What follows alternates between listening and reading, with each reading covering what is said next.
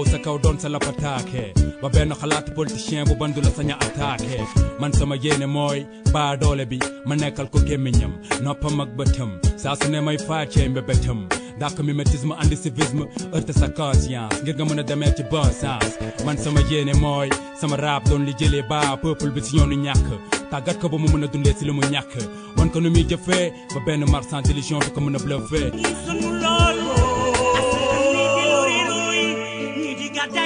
Mesdames, Mesdemoiselles, Messieurs, bonjour et merci encore une fois de suivre votre émission Objection. Vous me permettez, avant de démarrer cette émission, présenter nos condoléances les plus attristées à la presse sénégalaise, au groupe GFM, mais également à la radio RFM, suite au rappel à Dieu du journaliste Georges Déthié Diop, un journaliste pétri de talent, affable, que la terre de Ndiaganiao lui soit légère. Paul Méli, bonjour. C'est un plaisir d'être avec vous et surtout avec vos auditeurs ce matin. Alors, Paul Méli, vous êtes journaliste-chercheur à Chatham House, qui est un think tank qui réfléchit sur les sujets, des sujets qui agitent le monde d'aujourd'hui. Alors, vous êtes à Dakar depuis un certain jour pour réfléchir sur les grandes problématiques. Mais à Chatham House, vous êtes chargé de l'Afrique, des sujets qui intéresse le continent africain, c'est cela? Oui, rattaché au programme Afrique, qui est... Oui, je suis un journaliste de métier de formation, j'ai travaillé comme journaliste. Et le Chatham House, le think tank, il y a une équipe centrale, et puis il y a des gens comme moi qui ont leur expérience professionnelle comme journalistes, diplomates, chercheurs, qui sont rattachés au programme Afrique, qui est un des plus grands programmes de l'Institut. Et ma spécialisation, c'est surtout l'Afrique de l'Ouest. Un think tank de réflexion. Oui. Donc, on réfléchit, on essaye de comprendre ce qui se passe en Afrique de l'Ouest, surtout, dans mon cas, dans les pays francophones, côtières ou sahéliens. Donc, c'est vraiment pour essayer de comprendre ce qui se passe dans la région. Oui. Et des fois, de préparer des analyses. Et des rapports aussi. Des rapports qui puissent suggérer des pistes d'action, des solutions pour les gouvernants, pour les décideurs.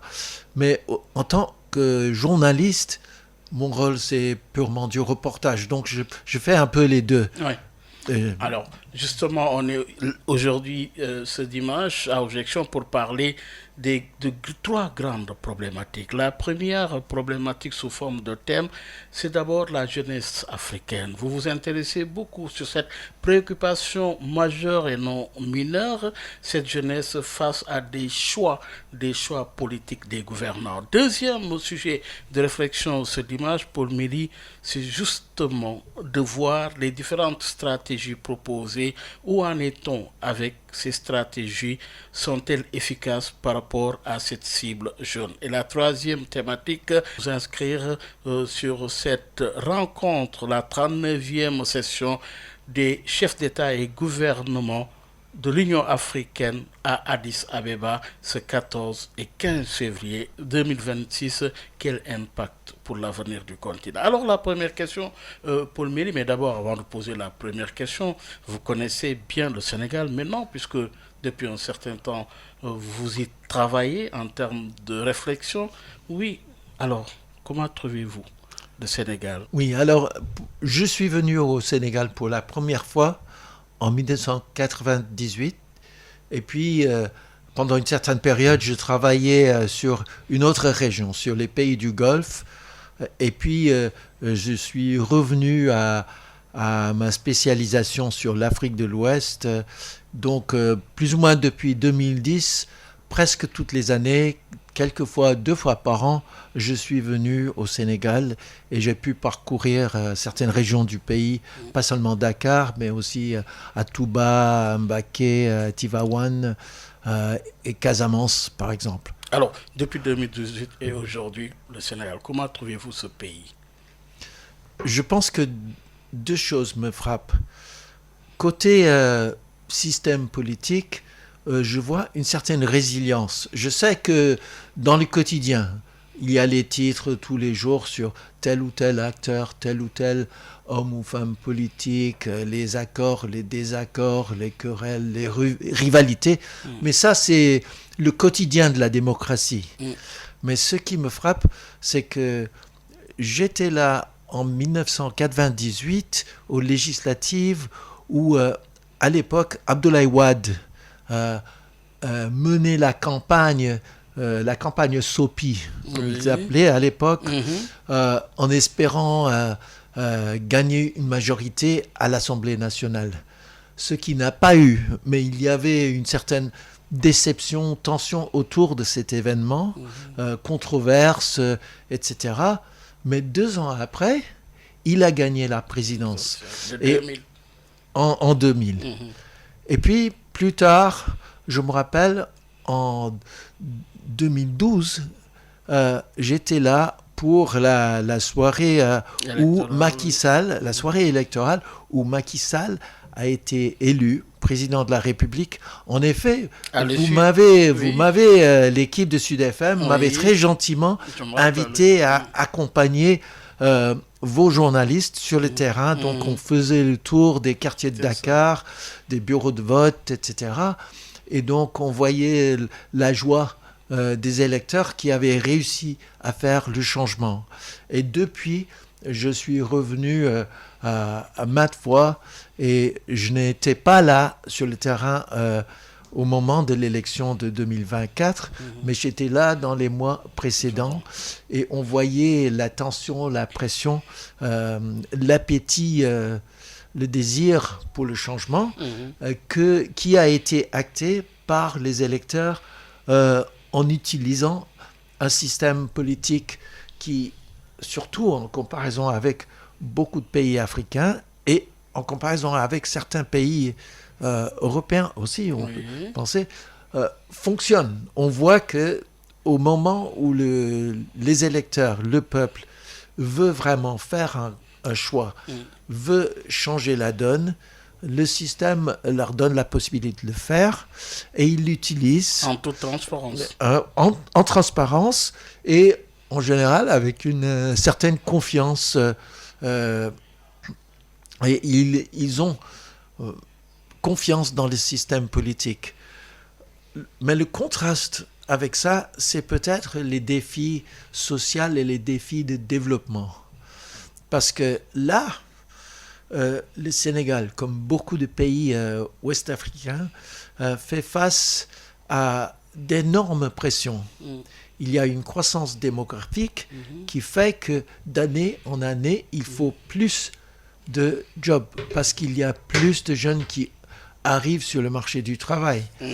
En plus, les secteurs ruraux qui pendant des décennies et des décennies ont fait vivre une grande partie de la population, c'est pas que les zones rurales sont en crise profonde, mais évidemment, s'il y a une population en croissance, mais les ressources naturelles, la terre, l'eau, la végétation ne changent pas ou peut-être même se rétrécissent sous la pression du changement climatique, ça crée des pressions dans le monde rural. Et ça, pour arriver, si vous voulez, à votre premier sujet de préoccupation, ça présente surtout un très très grand défi pour les jeunes. Et on le voit à travers toute l'Afrique de l'Ouest et surtout dans les pays au climat sahélien. Parce que, évidemment, pour les pays qui ont un climat plus tropical, plus pluvieux, il y a peut-être un petit peu plus de capacité dans l'environnement naturel à soutenir une population et une économie agricole. Mais pour les pays à climat sahélien, comme le Sénégal, mais d'ailleurs comme le Mali, le Niger, le Burkina Faso, c'est assez compliqué. Les équilibres pour les populations ruraux ne sont pas faciles à maintenir. Alors, vous avez salué la maturité politique et citoyenne de la population sénégalaise, surtout à l'occasion d'événements comme le jour du scrutin et durant toute la campagne électorale. Mais alors, vous avez justement évoqué un sujet important, c'est la problématique de la jeunesse face au choix politique actuelle, quel est le rôle de cette jeunesse? Je pense que le rôle de cette jeunesse, c'est vraiment de s'engager dans la vie politique. Nous voyons certains pays dans la région où malheureusement certains jeunes, une petite minorité peut-être, mais qui quand même ont été attirés vers la violence, vers l'extrémisme, vers les groupes armés. Et on voit l'immense impact déstabilisant de ce phénomène. Donc, je pense qu'il est très important que les jeunes se sentent... Il est très important que les jeunes s'engagent dans la vie politique, mais pour que cela marche, il faut qu'ils sentent que cette vie politique réponde à leurs aspirations. Parce que beaucoup se sentent désabusés parmi ces jeunes. Oui, pourquoi? Je pense, sur le plan régional, il y a une profonde désillusion. Je me rappelle, il y a quelques années, 2-3 ans, on m'avait demandé à faire une présentation en ligne aux étudiants ouest-africains sur l'intégration économique dans la région. Donc, j'ai fait mon intervention pendant 15-20 minutes. Arrive le moment des questions. Personne ne s'intéressait aux questions économiques. Il disait, mais l'économie, on sait comment faire, c'est un truc technique, programme FMI, gestion financière, programme d'entrepreneuriat, etc., etc. Mais c'est pas ça que nous voulons discuter. Toutes les questions, se focalisaient sur la politique. Et la question qui revenait pratiquement tous les 5 minutes, c'était un désenchantement avec la classe politique à travers la région. Profonde désillusion, frustration des gens qui posaient les questions de la nature de qu'est-ce qu'on peut faire, que s'est-il passé avec nos dirigeants, on est tellement déçus, ils sont corrompus, ils sont fainéants, etc. etc. Donc, lorsqu'il y a cette profonde désillusion parmi les jeunes, ça pose un défi aux politiques. Et le défi est comment montrer... Peut-être ça pose 2 défis. Un défi, c'est un défi démocratique. Donc, est-ce qu'on peut montrer que le système politique vraiment offre des choix, permettent aux électeurs et surtout aux jeunes qui sont une grande proportion de la population adulte dans les pays ouest-africains aujourd'hui. Pas seulement une grande proportion de la population, mais une grande proportion des électeurs sont jeunes, au moins de 35 ans, par exemple. Donc, il y a ce défi démocratique que les électeurs, les jeunes ouest-africains puissent savoir que lorsqu'ils vont voter, leur choix aura un impact, qu'il y a vraiment des possibilités de faire... pas seulement... D'abord, point de vue démocratique, ils ont la possibilité de faire les choix, soit de changement ou confirmation, mais que c'est un vrai choix, et pas un choix contrôlé ou illusoire, mais un choix qui veut dire quelque chose. Et à regarder toute la région ouest-africaine, il n'y a que peut-être 4, 5, 6 pays dans la région où on peut dire que vraiment ce système de choix vraiment s'exerce. La possibilité, comme le disait un document de politique de l'Union européenne il y a 2-3 décennies, la possibilité de choisir et de changer les dirigeants. Donc là, c'est le premier défi, démocratie.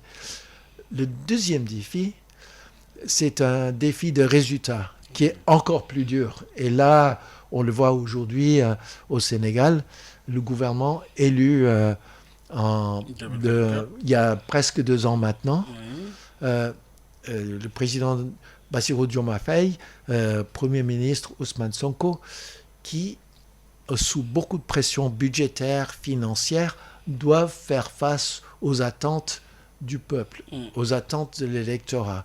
Les gens espèrent voir leur vie s'améliorer, leurs conditions de vie, leurs possibilités d'emploi, les services publics, etc., etc. Mais le gouvernement, les politiques qui ont été élus dans ce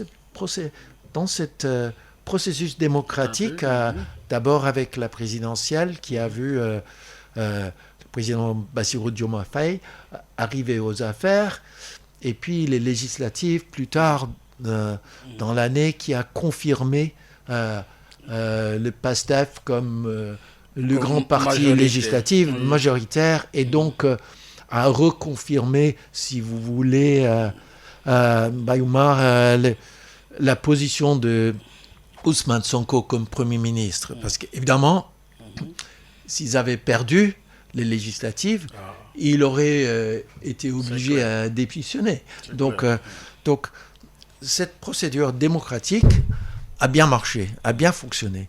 Mais maintenant, ils ont l'autre défi, le défi de livrer les résultats. Et ça, c'est compliqué. Et surtout dans le contexte économique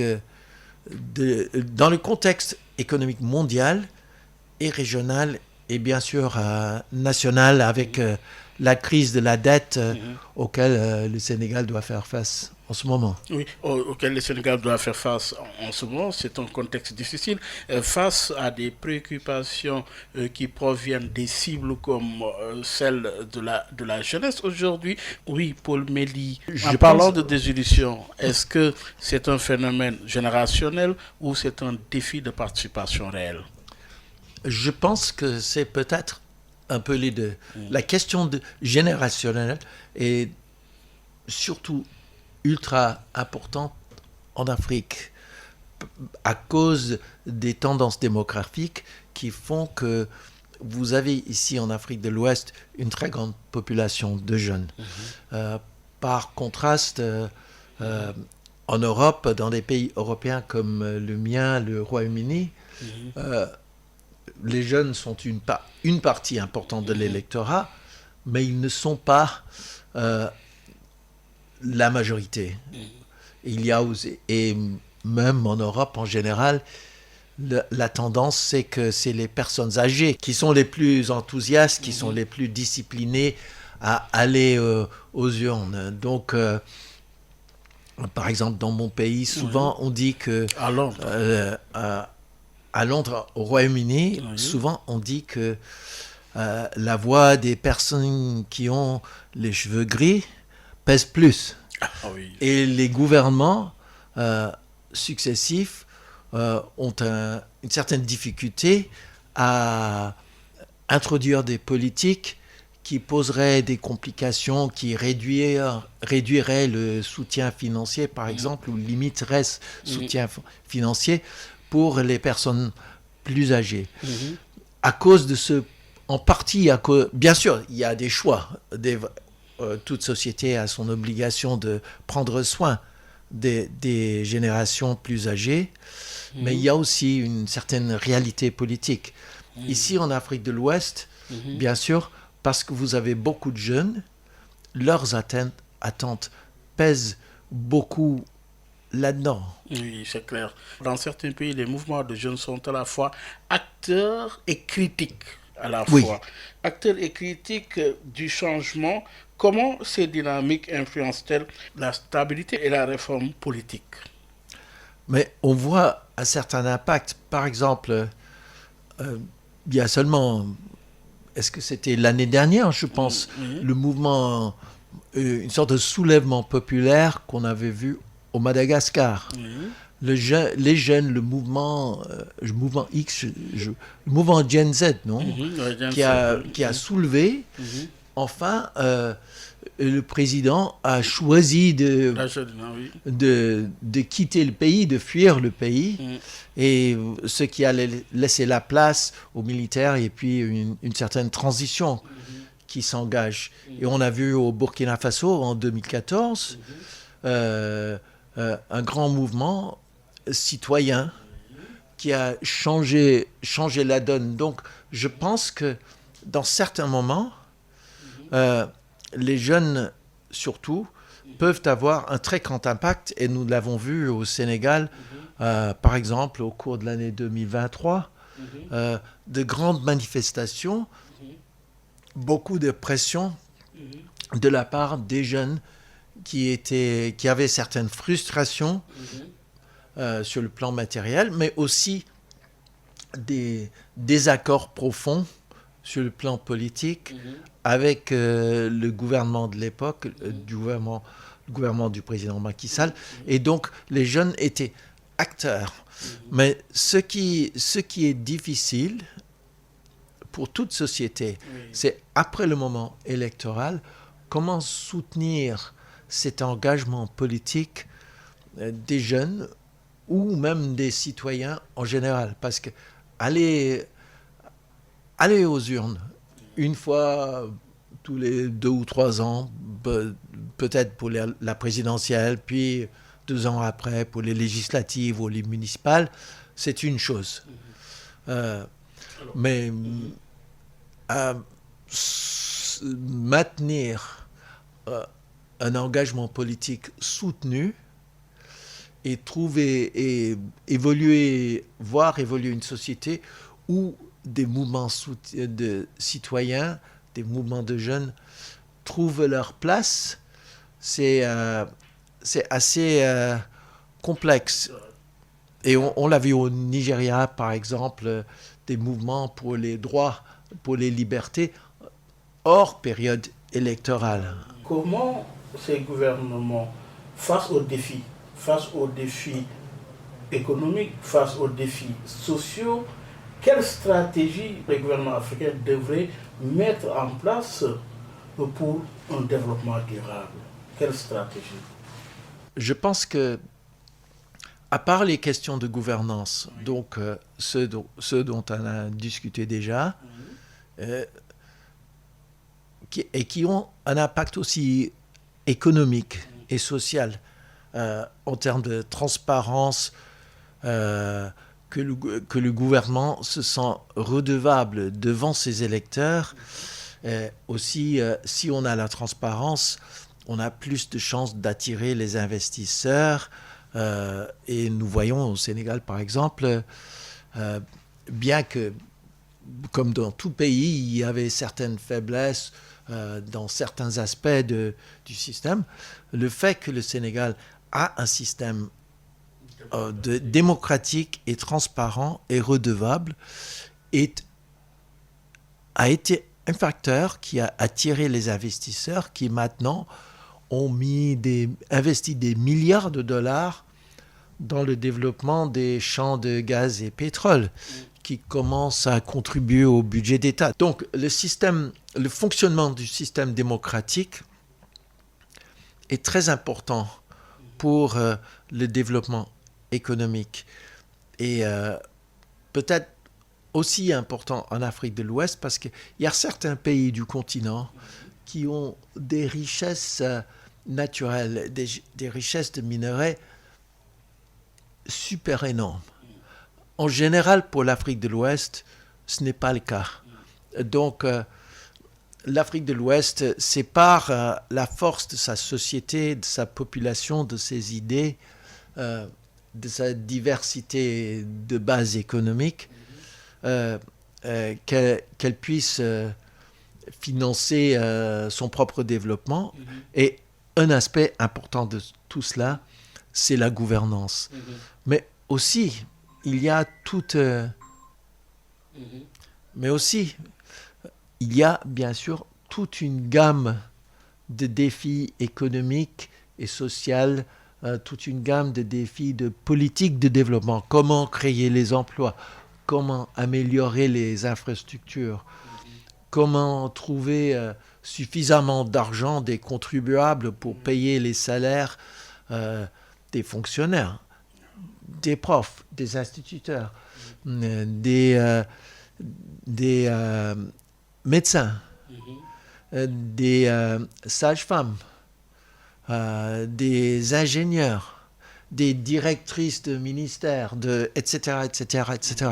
Donc, tout ça, il faut... C'est un mélange de facteurs très, très compliqué. Et pour l'Afrique de l'Ouest, et surtout pour les pays au climat sahélien, c'est encore plus compliqué à l'heure du changement climatique qui met cette pression sur la base de leur économie rurale. Quelle solution par rapport à l'employabilité face aux défis qui attendent? Il y a le défi de trouver de l'emploi pour les jeunes. Vous avez vu la migration de plus en plus importante des jeunes qui quittent leur pays pour aller à l'étranger. Vous avez également constaté le déficit d'emploi. Alors, de ce point de vue également, nécessite des solutions. Oui. Oui, ça nécessite des solutions de la part des gouvernants, mais c'est vraiment compliqué. Et surtout, la question de la migration n'est pas seulement liée. C'est un phénomène que nous ne comprenons pas toujours. Nous ne saisissons pas tous les aspects des pressions qui poussent les jeunes à migrer. Par exemple, avec quelques collègues chercheurs ces derniers jours, chercheurs de la région ouest-africaine, on discutait des questions de la migration et on analysait. Alors, si on regarde les chiffres de l'Union européenne ou je pense de l'Agence onusienne de migration, l'Organisation internationale des migrations, pour les arrivées clandestins, irréguliers en Europe ces derniers 5 ans, ce qui frappe, c'est que parmi les 5 pays d'origine les plus importants, il y a certains pays comme la Guinée qui ont passé une période très très difficile. Donc, politique, sur le plan politique, sur le plan des droits humains, sur le plan économique.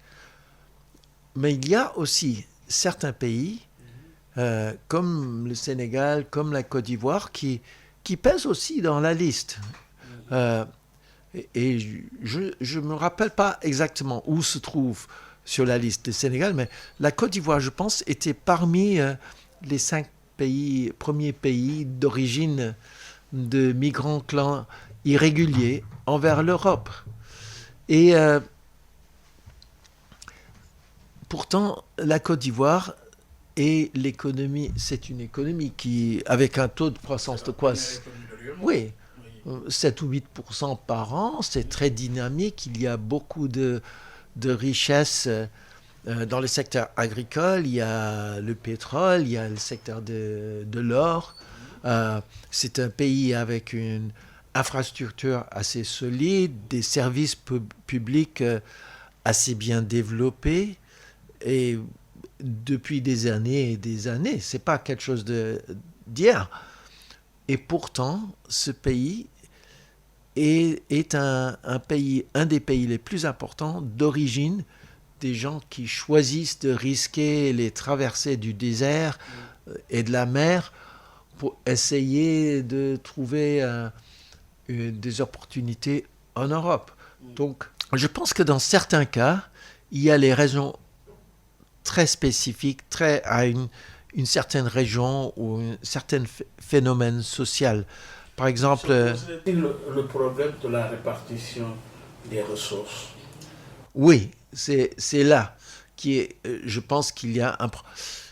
Peut-être c'est moins la répartition des ressources. Équitable, je veux dire. Mais la création des ressources... Création et répartition équitable. Oui, répartition équitable, mais si on va couper le gâteau, il vaut mieux que ce soit un gâteau plus grand. Si le gâteau est plus grand, il faut une répartition beaucoup plus équitable, mais si quand même il y a quelques personnes qui ont des parts de gâteau plus grands, mais quand même tous les autres ont des parts qui quand même valent quelque chose, c'est plus gérable. Par contre, si vous avez une situation où le gâteau devient de plus en plus petit, où le gâteau reste stable, sans grandir, bien que le coût de la vie, l'inflation, etc., monte d'année en année.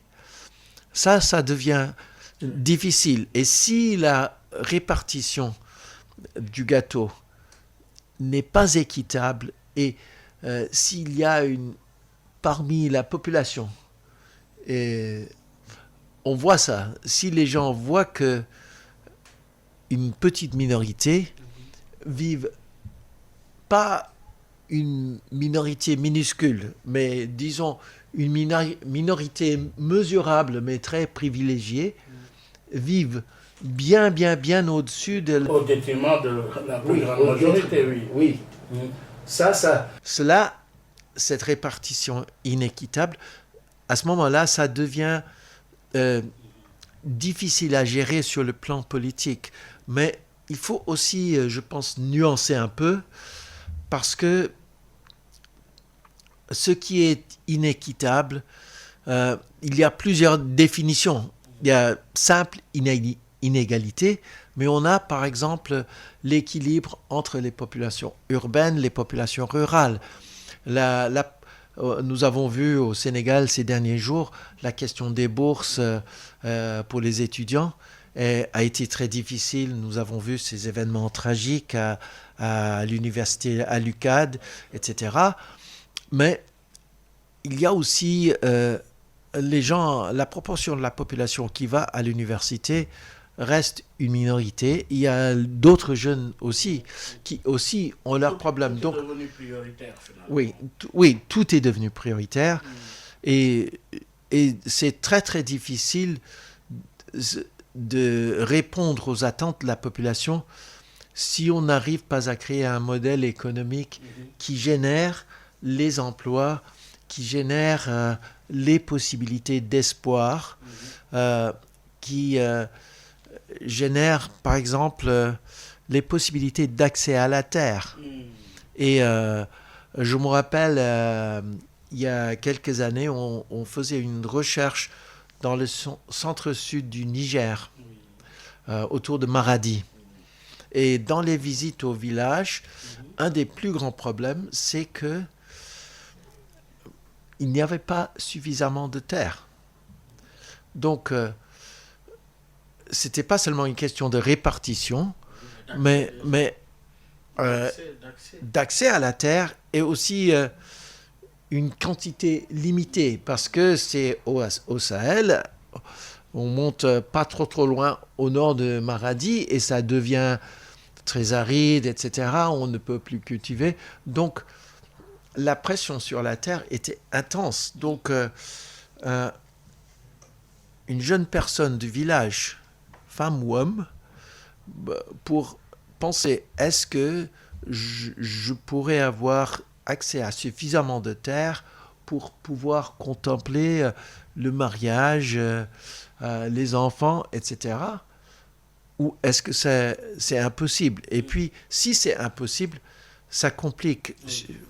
C'est que, et justement, dans cette même dynamique, pour rappeler que vous suivez votre émission Objection, qui reçoit journaliste Paul Méli, journaliste-chercheur à Chatham House.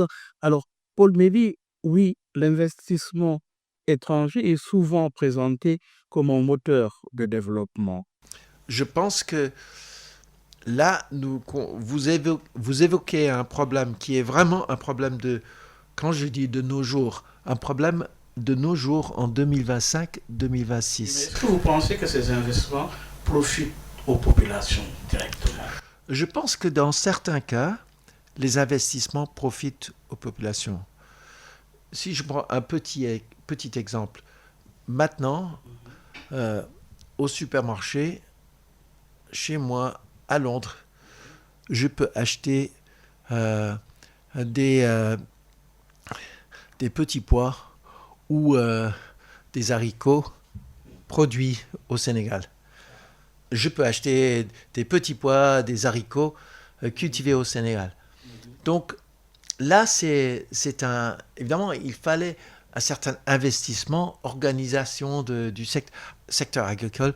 Je ne sais pas si ces haricots étaient produits par des petits producteurs organisés en collectif ou est-ce qu'ils étaient produits par une grande entreprise qui a cultivé une zone des terres en plus grande quantité? Ça, je ne peux pas vous dire. Mais il fallait quand même un certain investissement pour développer ce projet, pour qu'on produise des légumes à une qualité consistante, que ça valait le coup de les mettre dans un avion et l'envoyer en Europe pour les consommateurs pendant l'hiver européen où chez nous, on ne peut pas cultiver de telles choses. Donc, ça, évidemment, ça crée des emplois et selon la structure du secteur, ça peut générer des revenus assez importants pour les familles agriculteurs. Par exemple, on a le système Fairtrade, commerce équitable, où un investisseur signe des accords légaux pour garantir quelle part des produits qu'ils exportent en Europe, quelle part des revenus arrive vraiment chez les familles au village. Et même chose pour le travail, comme je parlais de ce projet, cette zone, il y a une zone industrielle, par exemple, en dehors de Cotonou, où maintenant on produit des textiles. Donc, pourvu que les ouvriers, et surtout les ouvrières, parce que je pense que ce secteur textile, c'est en grande partie des femmes, pourvu que les ouvriers sont bien payés, correctement payés, ça leur donne un revenu stable, des possibilités d'avancer dans leur vie et évidemment pour certains personnels de suivre des formations, de monter l'échelon des grades dans l'entreprise. Donc là, l'investissement peut être utile, mais je pense que ce qu'on devrait éviter, c'est un leurre qui se dit un peu... et quand je dis de nos jours, vraiment de nos jours, les derniers 2-3 ans, une période où beaucoup des bailleurs internationaux réduisent des fois de façon énorme leurs dépenses en aide au développement. Et l'aide au développement, et nous avons vu par exemple la fermeture de l'agence américaine USAID. Et le Royaume-Uni, l'Allemagne, je pense aussi les Pays-Bas ont beaucoup réduit. La France, un peu moins, mais elle a quand même réduit. Donc, oui, elle est toujours là. Mais un des défis, vous trouverez des politiques, des femmes ou hommes.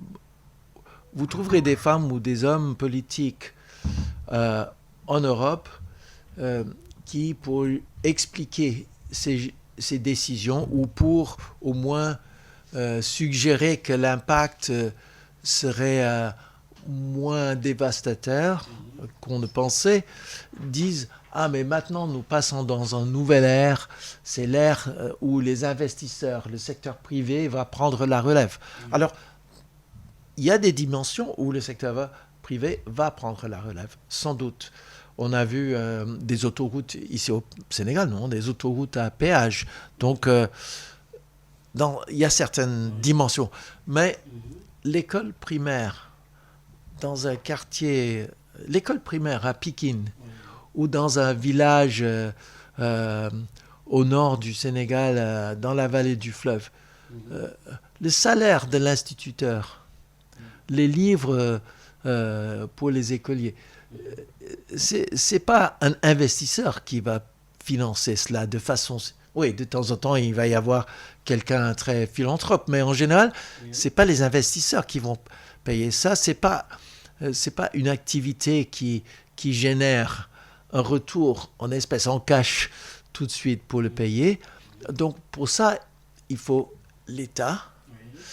Et là, c'est là où les bailleurs, le rôle de l'aide extérieure, aident des États ouest-africains à si vous voulez, boucler le financement de ces dépenses essentielles, ces dépenses d'investissement de base. Mais est-ce que y a-t-il pas un risque que certaines politiques ne soient dictées par des intérêts étrangers que par des besoins locaux? Je pense qu'il y a toujours une négociation qui se passe. Et il faut être réaliste. Si vous êtes un chef de gouvernement dans un pays occidental, donc vous avez la pression des électeurs, et dans ce sens, on a eu un changement dans le climat politique européen, occidental en général. Il y a 20 ans, financer le développement en Afrique ou ailleurs était quelque chose qui était assez populaire parmi une grande partie de l'électorat. Mais les économies européennes, depuis 10 ans, ont eu très peu de croissance. Depuis la crise financière, même 15 ans. Donc, beaucoup de gens, dans leur quotidien, dans ma ville, par exemple, à Londres, ils sont sous le coup. Ils n'ont pas vu leurs revenus monter en termes réels.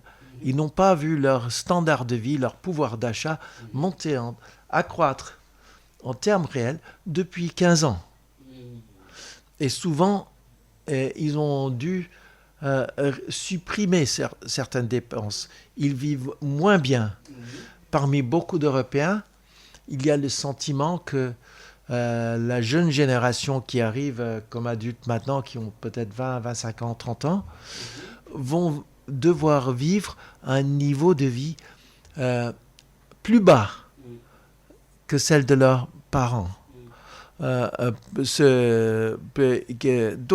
dans ce contexte-là, il y a un certain scepticisme parmi les électeurs européens envers la valeur, l'importance de l'aide au développement. Et donc, cela a créé une sorte d'espace politique où les gouvernements européens ont pu faire ce choix de réduire, parce qu'ils ont d'autres préoccupations. Bien sûr, ils ont des pressions, par exemple, avec l'invasion russe en Ukraine. Ils se sentent sous pression d'accroître leurs dépenses militaires, leur budget militaire. Mais ça fait que nous sommes dans une période où l'aide au développement, l'aide extérieure est limitée, et les conditions qui sont posées, pour revenir à votre question, les conditions qui sont imposées par les pays donateurs risquent de devenir plus dures, plus rigoureux. Et la négociation entre un pays qui reçoit de l'aide extérieure, il y a un risque réel. Il y a un risque réel. Mais donc, et c'est là où l'Afrique de l'Ouest, le défi, c'est de convaincre, de montrer que toujours ça vaut le coup, que toujours, au lieu de dire, par exemple, parce que si un pays, l'Agence française de développement finance, je ne sais pas, un centre de formation à Matam, à Menton. Je ne sais pas s'ils le font. Et évidemment, il y a deux façons, du point de vue français, il y a deux façons de voir cela. Une façon, c'est de dire, OK, et qu'est-ce que ça va donner à la France tout de suite? Pas grand-chose. Mais en réalité, la vision de long terme, c'est de dire, le Sénégal, c'est un partenaire très important de la France. Nous l'avons même discuté des fois de l'importance de ce partenariat. Et il est dans l'intérêt de la France que le Sénégal réussisse. Et donc, que... Serve de modèle. Oui, serve de modèle que le Sénégal... Et si le Sénégal réussisse, ça aide l'Afrique de l'Ouest en général à réussir aussi. Donc, il faut... Mais ce qui peut-être manque un peu ces jours-ci, c'est des femmes et des hommes politiques qui ont le courage ou le pouvoir de convaincre d'aller faire le plaidoyer dans les médias et en Europe et en Afrique, mais surtout vis-à-vis de leurs propres électorats pour dire oui, ça vaut le coup. Mais en attendant, vous avez pu identifier des succès, des échecs que vous avez pu identifier dans les stratégies. Oui, je peux dire, par exemple, prenons le Burkina Faso. Oui. Alors, lors de l'ère de Thomas Sankara, dans les années 80, donc ça fait il y a 40 ans maintenant, mais c'était pas l'ère des démocraties, donc c'était pas un système démocratique, mais ce qu'il offrait au peuple burkinabé, il proposait un modèle de développement de base qui se focalisait beaucoup sur les services de santé pour les populations rurales, des services de soutien au secteur agricole pour les petits producteurs. Donc, ce modèle a vraiment permis au Burkina de faire beaucoup de progrès, et c'est un modèle qui a eu beaucoup d'influence donc dans beaucoup d'autres pays africains. Donc ce qui était innovateur en 1985 par exemple sous Sankara, aux années 90, aux années 2000, c'est devenu en quelque sorte le quotidien, le normal pour beaucoup de stratégies de développement. Et je pense que c'est toujours possible d'identifier quelques projets qui n'ont pas réussi, qui ont été extravagants, etc. Ou quel est le résultat ? Le résultat, c'est qu'il y a quelques consultants qui ont de jolis 4x4 et tout ça, mais qu'est-ce qu'on voit sur le terrain ? Pas grand-chose. Oui, c'est vrai, ça peut exister, mais il faut être réaliste dans tout le monde, dans tous les pays. Il y a toujours des projets, des modèles qui marchent et d'autres qui ne marchent pas. Et en général, si vous regardez les chiffres pour la proportion, il y a 25 ans, on avait établi les objectifs de développement du Millennium. Les Millennium Development Goals, et qui ont établi des objectifs pour la proportion, par exemple, d'enfants qui allaient à l'école primaire, à l'école secondaire, et surtout la proportion de filles qui iraient à l'école primaire, à l'école secondaire, la proportion de femmes, réduire la proportion de femmes qui pour perdre leur vie au cours de l'accouchement, etc., etc. L'accès à l'eau propre, l'accès à l'énergie. Et si vous suivez les données, bien que on peut toujours dire tel ou tel chiffre est un peu exagéré, mais si on prend au cours de 25 ans, il n'y a rien à voir. La comparaison est frappante. Le niveau d'accès à ces services de base, les niveaux d'accès à la nutrition minimale essentielle, ça a été transformé pendant cette période. N'oublions pas qu'il y a 50 ans, il y avait des grandes sécheresses au Sahel qui étaient vraiment dévastateurs. Et beaucoup de personnes ont perdu la vie, et beaucoup d'animaux ont perdu la vie, et donc ça a détruit les troupeaux, donc la base et de la vie économique de toute une partie de la population. Bon, donc, mais on a établi, les Ouest-Africains ont établi un système de suivi des risques de sécheresse, de coordination avec les bailleurs pour l'aide alimentaire en urgence, etc., des stocks de céréales nationales. Donc, pratiquement dans tous les pays, pas seulement du Sahel, mais pratiquement dans tous les pays de l'Afrique de l'Ouest. Et maintenant, bien qu'il y a un grand stress climatique, bien qu'il y a beaucoup de problèmes, toujours de grands défis sociaux, bien qu'il y a l'instabilité et la crise sécuritaire au Sahel et tout ça, mais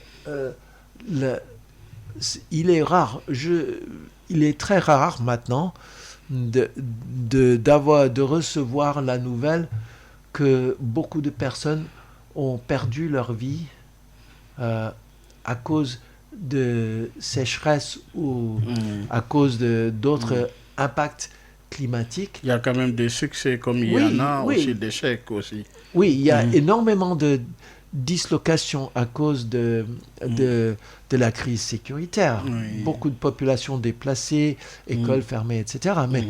Mais le succès de ce système d'alerte, ça s'appelle un système d'alerte précoce. Donc, pour prévenir à temps, pour qu'on aide les populations avant que les désastres n'arrivent, ça a vraiment réussi. Et donc, oui, c'était une initiative de développement développée par les pays de l'Afrique de l'Ouest, soutenue par les partenaires externes, c'est-à-dire les pays de l'Europe et des États-Unis, le Canada, etc. La transition est trouvée face à ces défis, justement l'Union africaine, avec cette rencontre, la 39e session qui se tient ce 14 et 15 février 2026 à Addis Abeba. Alors, Paul Méry, dites-nous par rapport à cette rencontre, une Afrique aujourd'hui face à des défis à relever, quel enjeu pour cette 39e session? Oui, l'Afrique qui fait face à de très très grands défis. Et ce qui est intéressant, cette réunion va se passer dans les prochains jours. 14 et 15, hein? Oui. C'est ce week-end. Ce week-end. Oui. Et qu'est-ce qui se passe aussi ce week-end en Europe? La conférence de sécurité de Munich, où on discute la sécurité européenne. Donc le thème, c'est un petit peu différent, mais dans les deux cas, on voit deux continents qui sont constitués pour la très très grande majorité de pays de moyenne taille. Deux continents où on a l'habitude de travailler en multilatéral. Et ces deux événements sont l'exemple de cela. Ce week-end, les chefs d'État et de gouvernement de toute l'Afrique seront à Addis Abeba pour prendre des décisions, pour essayer d'élucider quelques stratégies. Et beaucoup de leaders européens sont à Munich pour essayer encore d'élucider, de faire des plans, d'imaginer comment répondre aux défis sécuritaires. Donc, ces deux continents ont cette culture de collaboration. Et pour l'Afrique, quel défi c'est surtout pour cette rencontre? C'est peut-être il y a des défis très immédiats, bien sûr, de grandes crises, sur la guerre au Soudan. Comment trouver un moyen d'arrêter cette guerre qui a déplacé des millions de personnes, qui en a tué énormément, et qui a vu le pays divisé en deux zones de contrôle de groupes armés qui ne donnent pas l'impression d'être très très prêtes à déposer les armes. Et puis on a la crise dans l'est du RDC, dans les Kivu. Et puis, bien sûr, beaucoup plus proche de nous ici à Dakar, nous avons la crise sécuritaire au Sahel. Au cours des derniers mois, les djihadistes ont attaqué des camions-citernes sur les routes Dakar, Bamako, Abidjan-Bamako. Donc, frontière du Sénégal. Dans quelques incidents. Donc, il y a des crises, il y a aussi des crises nationales plus limitées en envergure, mais quand même importantes. Il y a les situations politiques un peu compliquées, comme on a évoqué le cas du Madagascar, la transition. Nous avons vu d'autres pays, des changements constitutionnels, des crises pré- ou post-électorales, etc., etc. Donc, il y a beaucoup de crises, mais ces crises ne sont pas des crises qui se sont toutes arrivées cette année. Donc, qu'est-ce que les chefs d'État vont confronter lors de leur sommet qu'ils ne confrontaient pas il y a un an? Oui. Et peut-être ce qui est frappant là, et ce qui est nouveau, c'est l'état du monde. Pour revenir, lorsque vous avez, dans votre introduction, vous avez parlé du fait que Chatham House, c'est l'institut auquel je suis rattaché, étudie, analyse des questions, réfléchit sur les questions du monde. Alors, mais parce que l'Afrique, quoi qu'on puisse dire, est un continent convoité par des puissances étrangères. Aujourd'hui, cette Afrique qui est vraiment en désunion. Un exemple, au niveau de la région ouest africaine, vous avez justement au niveau de la CEDEAO, au niveau régional, et vous avez décomposé en AES et CEDEAO d'une part aujourd'hui. Alors, comment résoudre de telles problématiques dans un continent tant convoité? Je pense, comment résoudre cette problématique? Je pense que une chose, et c'est le grand défi, je n'ai pas la solution, mais je pense on peut identifier un peu le défi qui est que dans un ère où le gouvernement américain, le président Trump, a parlé de zone d'influence et que l'hémisphère occidental, les Amériques, devrait être la zone d'influence des États-Unis. L'implication, c'est que l'Est de l'Asie devrait être. C'est une implication sous-entendue, mais assez facile à discerner dans son analyse, que l'Asie de l'Est devrait être la zone d'influence préférée de la Chine. Et l'Est de l'ancienne Union soviétique, donc l'Asie centrale, la Russie et tout ça, devrait être la zone d'influence de la Russie. Mais cela pose la question pour beaucoup de nos continents. D'abord, est-ce qu'on choisit d'être l'influence de zone d'influence de quelqu'un? Et pour l'Europe et l'Afrique, et aussi peut-être l'Asie du Sud, l'Inde, le Pakistan, etc., c'est des zones où, dans ce modèle, n'ont pas été clairement identifiées comme zone d'influence. Et je pense que c'est le moment de dire on est moins faible qu'on ne le croit. Et quand je dis on, je veux dire on en tant que pays moyen, que ce soit le Premier ministre du Canada, Mark Carney, il y a quelques jours au sommet de Davos, avait dit que si les pays moyens ne décident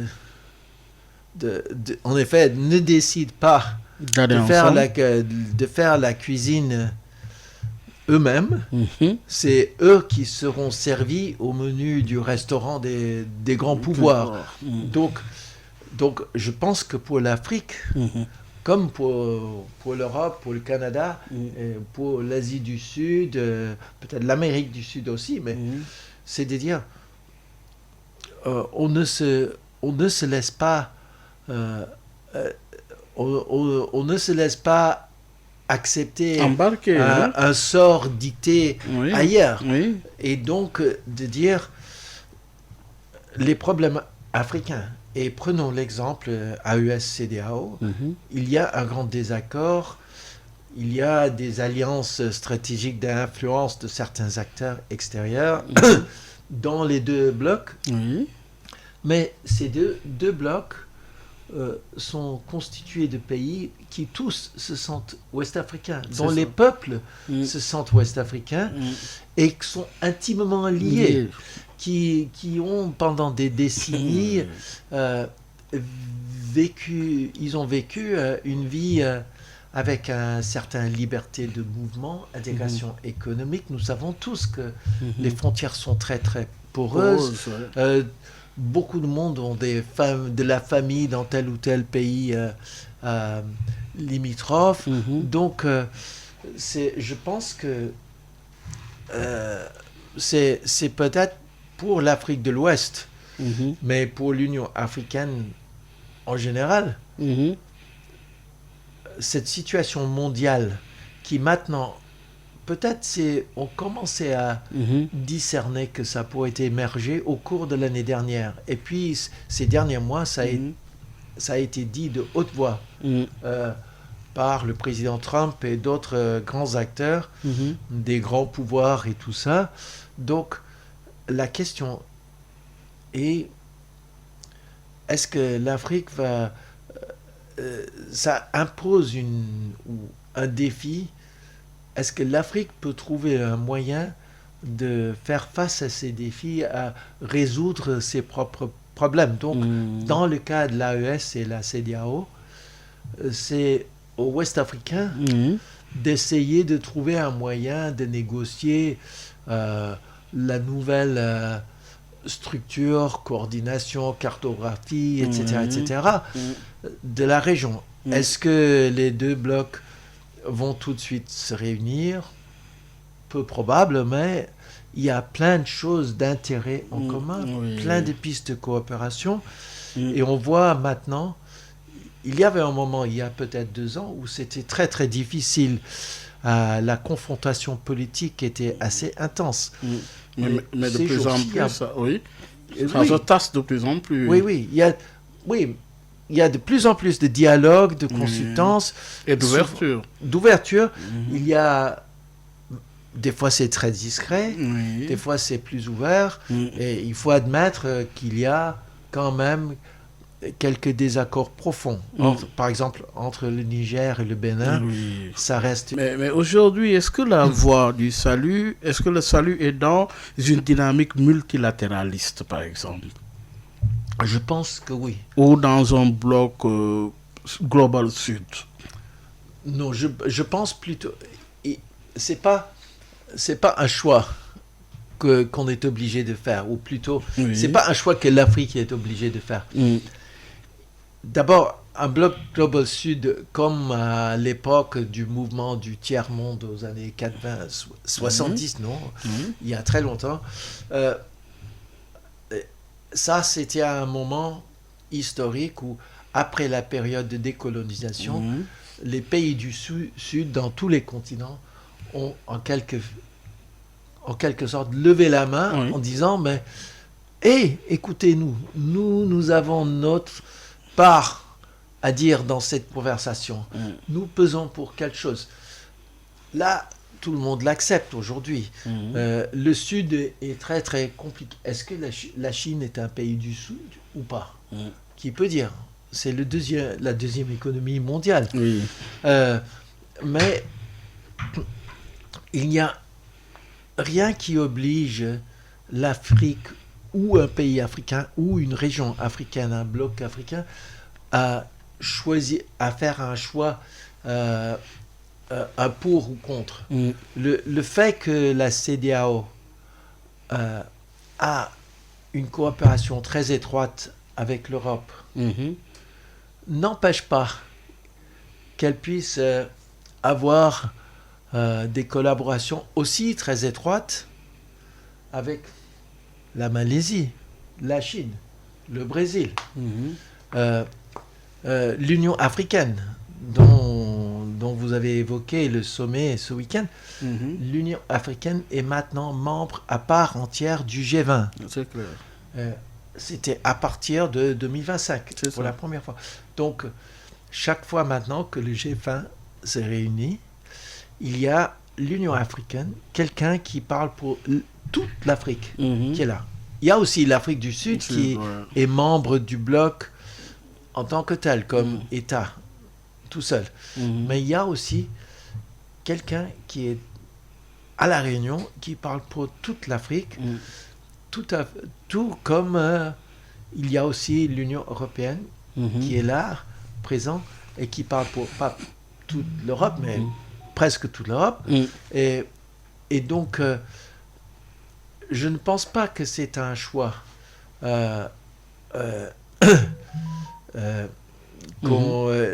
c'est un choix pour ou contre. Merci beaucoup, Paul Méry, pour rappeler que vous êtes journaliste-chercheur à Chatham House.